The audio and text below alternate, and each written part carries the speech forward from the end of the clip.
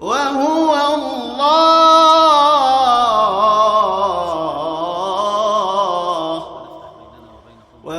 الله لا إله إلا هو له الحمد في الأولى والآخرة له الحمد في الأولى والآخرة وله الحكم وإليه ترجعون. لم يذكر فيها إطلاقا علامة المهدي، لكن أحاديث المهدي للذين قالوا يعني بأنه سيأتي في آخر الزمان قبل علامات الساعة الكبرى، وهذا هو الأمر الراجح، أن المهدي هو حلقة الوصل ما بين العلامات الصغرى والعلامات الكبرى.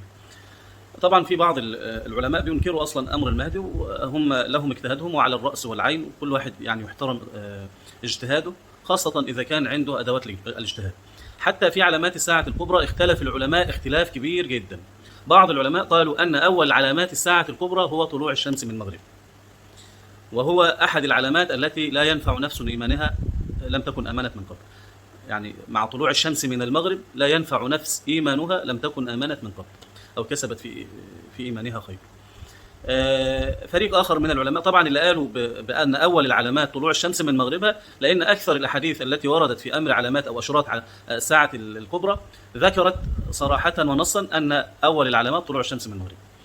بعض العلماء بيقولوا لا، يعني المسألة يعني ذكر النبي صلى الله عليه وسلم للعلامات لم يكن القصد بها الترتيب، لأن يعني خروج الشمس أو طلوع الشمس من مغربها لا ينفع نفس إيمانها لم تكن آمنت من قبل. هذا لا يتناسب مع سنة الله سبحانه وتعالى، اللي هو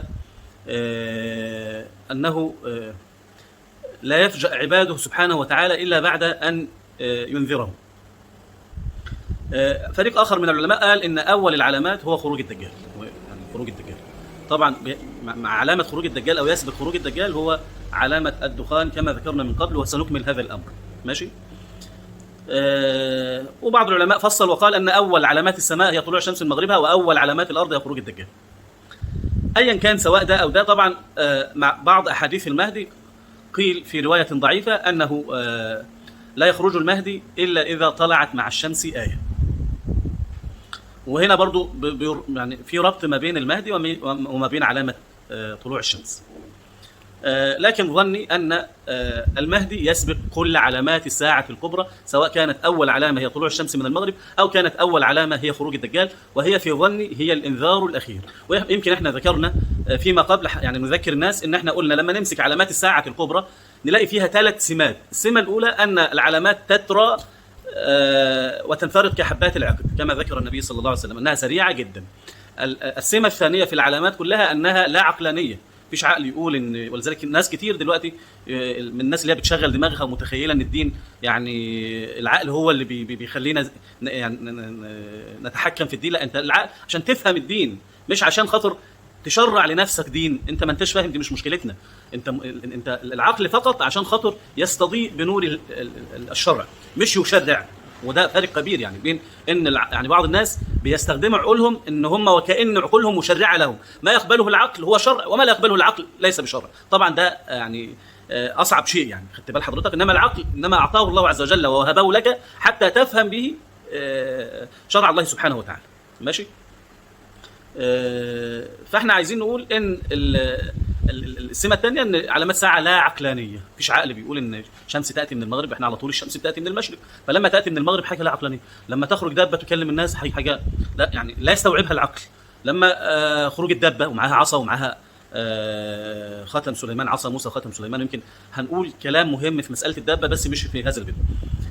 حاجه لا عقلانيه. الدجال حاجه لا عقلانيه، ومعاه جنه ونار ومعاه اشياء كبيره جدا فتنه للناس الله سبحانه وتعالى اعطاها له، لولا تقدير الله سبحانه وتعالى له لم يكن له شيء. كذلك خروج نار من قعر عدن، وهي آخر العلامات، يعني تجمع الناس إلى محشرهم. فبتلاقي إن العلامات متسارعة لا عقلانية، مفاجأة. فجأة الناس تقوم الصبح تلاقي الشمس طلعت من المغرب، فجأة يأتي الصريخ والمهدي بيقاتل في معركة من المعارك، إن الدجال قد خلفكم في ذراريكم، وبيكذب بس على ما يرجعوا يلاقوا فعلا الدجال قد ظهر. فجأة ينزل عيسى عليه السلام من السماء، فجأة تخرج دابة تكلم الناس، فجأة تخرج نار من قعر عدن تجمع الناس إلى محشر. ويمكن قلنا لما تيجي تنظر في الأحداث خاصة من 2010 أو 2011 بتلاقي إن الأحداث الناس عايشه حاجات عماله متسارعه لا عقلانيه مفاجاه، يعني احنا فعلا وكأن ده تمهيد من الله سبحانه وتعالى، وهذا من رحمه الله عز وجل بعباده ان هو لا يفجأهم بعلامات الساعه الكبرى لانها علامات رهيبه. خدت بال حضرتك؟ زي ما احنا قلنا إن احنا اصلا معروف اعمار امتي ما بين ال60 وال70، ومع ذلك الله سبحانه وتعالى ياتي لك الشيب في راسك، الوهن في جسدك، امراض الشيخوخه، وكان الله سبحانه وتعالى يقول لك اقبل علي اذا كنت مقصرا في ذلك. خلاص يا جماعه؟ فانا بقول والله اعلم ان المهدي هو الانذار الاخير، المهدي هو الانذار الاخير. ناتي لمساله ثانيه الا وهي طبعا في اخوه كثير اجتهدوا في ان مساله نهايه الكيان الصهيوني او نهايه اسرائيل ككيان صهيوني او كدوله صهيونيه سيكون نهايته 2022، وهذا اجتهاد. يمكن زي ما انا تحدثت في قول النبي صلى الله عليه وسلم وهو حديث صحيح انه يبعث الله على راس كل 100 عام من يجدد للامه امر دينها، وفصلت الكلام في المساله دي وقلت قد يكون انا لا ادعي الغيب، واحنا قلنا الغيب غيبان، غيب ظني وغيب يقيني او غيب مطلق. الغيب الظني الله سبحانه وتعالى يعطيه او يعطي بعض اشاراته او علاماته لمن يشاء من عباده، يفقه من يفقه ويعلم من يعلمه ولا يعلم من لا يعلمه. انما الغيب المطلق لا يعلمه الا الله سبحانه وتعالى، الله سبحانه وتعالى يمحو ما يشاء ويثبت عنده من الكتاب. يمكن قلنا في التواقيت يعني سيدنا موسى وعده الله في 30 ليله ومع ذلك اتممناها ب10 فتم ميقات ربه 40. فالمساله بيد الله سبحانه وتعالى. اللي انا عايز اقوله بس ان في بعض الاجتهادات التي هي يعني لعلها تحدث ان نهايه هذا الكيان في 2022. ويمكن من اكثر الناس اللي رجحوا هذه المساله واجتهد في هذه المساله الاستاذ بسام جرار جزاه الله خيرا. ومع ذلك هو بيقول ان يحرر بيت المقدس ده او هينهي الكيان الصهيوني ده شخص غير المهدي. تمام؟ وانا بقول يعني انا لا اتفق معه في هذه الجزئيه. قد يحدث فعلا ما تحدث عنه انه نهايه الكيان مش نهايه اليهود، لان اليهود مكملين بعد كده مع الدجال ومكملين كمان مع المهدي، والغريب ان هيكمل مع الدجال من اليهود 70,000 من يهود اصبهان عليهم الطيالسه، وهيكمل مع المهدي ويسلم معه 70,000 من اليهود يسلموا. تمام؟ طبعا يعني الكيان السرطاني ده اللي هو عمره يقترب من الحاجه و70 سنه، لانه منذ قيامه سنه 48 ويقال ان هو ينتهي بعد 76 سنه والله اعلم. هذا الكيان اولا يعني خلاف ان اصلا العرب والمسلمين لم يستطيعوا ان يفعلوا معه شيء، بل بالعكس وعمال بيتمدد، بل بالعكس هو عمال يعني كالشوكه او كالغصه في ظهر العرب ومحدش قادر يتكلم. كان اقصى حاجه زمان كان يعني نشجب ونستنكر والكلام ده كله، النهارده ما فيش اصلا. خدت بال حضرتك؟ فانت لما تيجي تقول لي ان اللي هيحرر بيت المقدس من هذا الكيان المغتصب وهذا السرطان الاسرائيلي شخص غير المهدي او من غير اشخاص، وتبقى مثلا ذات الثورات بتاعه الربيع العربي، كلام يعني لا يستطيع ان يقبله العقل لعده اسباب. السبب الاولاني زي ما انا بقول لحضرتك احنا بقى لنا دلوقتي حاجه و70 سنه لا نحرك ساكنا، بل بالعكس الامور عماله بتزداد من سيء لاسوء، والكيان عمال بيتمدد بل يتحكم في شؤون الامه العربيه والاسلاميه والشرق الاوسط بل العالم اجمع. الامر الاخر ان هذا البيت المقدس المسجد الاقصى او القدس او بيت المقدس حصل له حاجتين: فتحوا سيدنا عمر بن الخطاب وحرره صلاح الدين الايوبي. المساله في مساله الفتح كان على ايد مين؟ عمر بن الخطاب، وهو احد المهديين، بل ثاني المهديين. المهدي الاول ابو بكر والمهدي الثاني عمر بن الخطاب، واخر المهديين المهدي المنتظر. فهذا الشرف لا يناله الا مهدي. ركز في المساله دي كويس. عليكم بسنتي وسنه الخلفاء الراشدين المهديين، عضوا عليها بالنواجذ. تخيل يا اخي الفاضل ان الذي فتح مصر عمرو بن العاص، وهو من هو، وهو من كبار الصحابه وله فضل وله سبق، وهو من دهاة العرب، وقف على اكناف بيت المقدس، واليهود قالوا له مش انت اللي هتفتح بيت المقدس، لا يفتح بيت المقدس واحد اسمه مكون من 3 حروف. الغريب ده عمرو وده عمر، يعني حتى عمرو بتتنطق عين ميم ر بس بتكتب فيه واو كده. ماشي؟ انت شايف التشابه لحد ايه؟ ومع ذلك كان عندهم يقين مش انت يا عمرو اللي هتفتح، اللي يفتح اسمه عمر او اسمه مكون من 3 احرف، في وركه شامه، ياتي ثيابه مهلهله. وكانت هذه الصفات لم تكن متوفره الا في عمر بن الخطاب، لأن هذا البيت المقدس لا يفتحه إلا مهدي. حتى من حرره ولم يفتحه، اللي حرره وسمي تحرير ولم يسمى فتح، صلاح الدين الأيوبي، وهو من هو. ماشي؟